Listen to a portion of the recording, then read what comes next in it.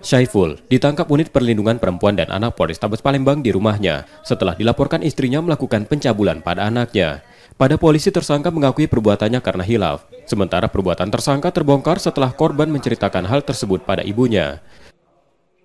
Pelaku pencabulan terhadap anak yang kebetulan dilakukan oleh orang tua kandung sendiri, ya, mencabuli anak pada saat anak sedang istirahat, kemudian di dalam rumah, kemudian dipegang-pegang sehingga sampai dimasukkan jari tangannya ke kemaluan daripada anak ini.